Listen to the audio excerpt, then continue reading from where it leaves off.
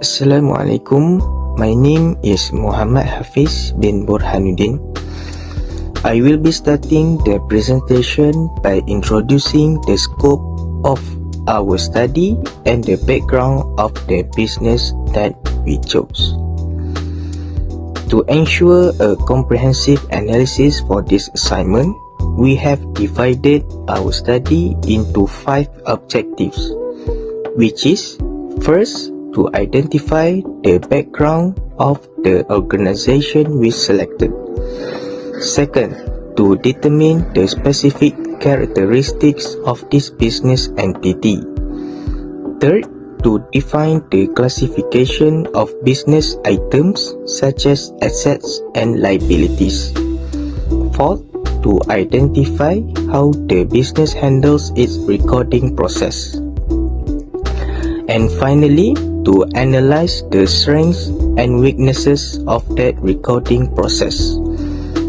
I will be covering the first 2 objectives regarding the background and characteristics. For this project, we chose a local food and beverage F&B business that many might find relatable. The business name is Alice Fried Chicken. As the name suggests, their main business activity is selling fried chicken, famous for being crispy and spicy. Here are the key details. The owner, the business is owned by Mr. Sharzizi bin Azmi. The location, it is located at Jalan Mewah 4, Taman Pandan Mewah Ampang, Selangor. This business is very active and customer focused, operating with the motto Alice Memang Asli. Now, looking at it from an accounting perspective, how do we classify Alice Fried Chicken? Based on our analysis, this business operates strictly as a sole proprietorship. We identified 5 specific characteristics that confirm this, which is first, management. The business is fully managed and controlled by a single owner, Mr. Sharzizi bin Azmi. Second, the capital. The capital was contributed entirely by Mr. Sharzizi himself as the owner. Third, profit or loss. In terms of financial risk and reward, all profits belong to him, but conversely, any losses are also borne solely by him. Fourth, consumer satisfaction. The business actively monitors consumer satisfaction through customer feedback on social media. Fifth, legal status. Most importantly, the business is a legitimate entity. It is legally registered with the Suruhanjaya Syarikat Malaysia SSM as a sole proprietorship. This confirms that Alice Fried Chicken follows the reporting standards required for as sole trader. That covers the... Good morning everybody. Today I will explain the classification of business item in accounting. This topic is very important because it helps us record transaction correctly and understand a business financial position. Classification of business item means grouping accounts based on their nature and purpose. In accounting, business items are classified into 5 categories: asset, liabilities, owner equity, revenue, and expenses. Asset can be defined as the source owned or controlled by a business that has economic value and are expected to generate future benefits. Asset can be classified into 2 groups, which are non-current asset and current asset. Current asset are cash or goods, which usually used in a short term in time and can be converted into cash within a year. Non-current assets are goods used in the business for long time use and are not intended for resale. Just Zizi Enterprise own its asset for the business company.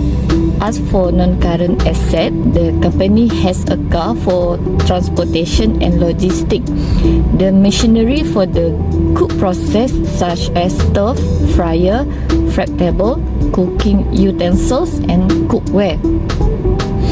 According to Just ZZ owner, Mr. Just ZZ, he using his military pension benefits to start up the business. The amount of non-current asset for this business is 4,300 ringgit. All of the non-current asset the owner bought from a franchise Ali's Fried Chicken Company. Liabilities can be defined as the obligation or debts owed by a business to external parties. Liabilities can be classified into two groups as a current liabilities and non-current liabilities. Current liabilities are the amount owned by the business owner and need to be paid within a year. Non-current liability are the amount owned by the business owner that are owned more than a year. For the non-current liabilities, the Jazizi enterprise does not have any sins. The business was start up using the owner military pension benefits. But for the current liabilities, he owned to the Ali's Fried Company in supplying the chicken, flour, seasoning, oil and food packaging. The amount 250 ringgit per day. Owner equity or capital. Capital can be defined as the owner investment or the net worth of a business. It represents the total equity or ownership interest in the business. Capital can be contributed by the owner as an initial investment or generated through retained earning. Jazizi owner, Mr. Shazizi, bought 4,300 ringgit to start his fried chicken business. Besides, the owner has also provided a car for a transportation and logistic. Revenue or income. Revenue can be defined as the amount earned by a business from its primary operation. Revenue contribute to the increase in the business equity and are reported on the income statement. Just ZZ Enterprise increased his revenue from his daily business sales from the business goods. Just ZZ has always set at least 4,000 per day, which make the total revenue around 11 and 200 ringgit monthly. Last, the expenses. Expenses can be defined as a cost incurred by the business in its normal course of operation to generate revenue. He represents the outflow of resources of the incurrence of the liability to support the business activity. Just ZZ Enterprise incur more expenses in the business. As for the last month, Just ZZ Enterprise has paid 3,000 in wages, which is the workers is his son and himself. 3,000 in utilities and 60 ringgit for the hawkers leasing. That's all for the classification of business. Thank you. Assalamualaikum everyone. Today I will explain about source document and how we record business transaction in the journal based on Gerai Ayam Gunting. A source document is the original evidence of a financial transaction. It helps record transaction accurately in the accounting books and provide important details such as the date, amount and party involved. In the business, the owner has purchased invoice to record the cost of raw materials and supplies, QR payment slip, which act as proof of payment when official receipt are not issued.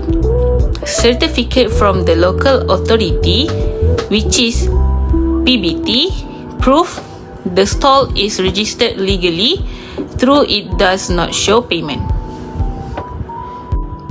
Next is how to record the business transaction. Transaction number 1. Owner invested capital worth 4,300. The first transaction shows that the owner started the business by investing capital worth 4,300 in the form of equipment and machinery. So assets are debit because the business asset increased while capital is credit as the owner's investment increased. Next is transaction number 2. Goods purchased on credit worth 250 ringgit. Goods were purchased on credit amounting to 250. Purchase are debit because inventory increased, and creditor is credit because the business now has an obligation to pay the supplier. The next transaction is cash sale amounting to 400. For cash sale of 400, cash is a debit as a cash is received and sales are credit because revenue increased. Next is transaction number 4. Owner brought a vehicle into the business. In this transaction, the owner brought a vehicle into the business to be used for transportation and sales activity. So this is considered an additional capital contribution. Therefore, capital is a debit and owner's equity is a credit to reflect the increase in the owner's investment. Next transaction is salary paid 3,000. When salaries amounting to 3,000 are paid, expenses are debit because expenses increase, while bank is a credit as money is paid out from the bank account. Next is transaction 6. Store rent paid 200 in a cash, so the business paid 200 in a cash for store rent. Expenses are debit and cash is a credit because cash is used for the business purpose. Next transaction is utilities paid 300 by bank. Utilities worth 300 were paid through the bank. Expenses are debit and bank is a credit to the record reduction in the bank balance. And lastly is license fee paid 60 in a cash. A license fee of 60 was paid in a cash. Once again, expenses are debit and cash is a credit to reflect the cash flow out. So in a conclusion, source documents provide the proof and detail of transaction, while journal entries ensure accurate recording using accounting principle. Together, they form the foundation for preparing the ledger and financial statement for the business, ensuring transparency, accountability, and reliable financial reporting. Thank you. Hi everyone, today I will talk about strategic business about chicken cutlet stores. This business benefits significantly from its strategic location in hospital and school, which provides a continuous and diverse customer base. Hospital staff, visitors, and students frequently seek fast and convenient food options, like the chicken cutlets, a suitable product. Sales are usually higher during hospital peak hours and after school. The business maintains affordable pricing and controls daily raw material costs at approximately 250 ringgit. Additionally, the initial franchise payment of 4,300 ringgit is a one-time fee with no annual or monthly charges, and it includes all necessary cooking equipment, allowing the business to start operations with minimal additional investment. However, the business also faces several weaknesses. As a sole proprietorship, daily operations rely heavily on the owner, which may limit efficiency and potential expansion. Sales fluctuate according to hospital activity levels and school operating periods and tend to drop during school holidays.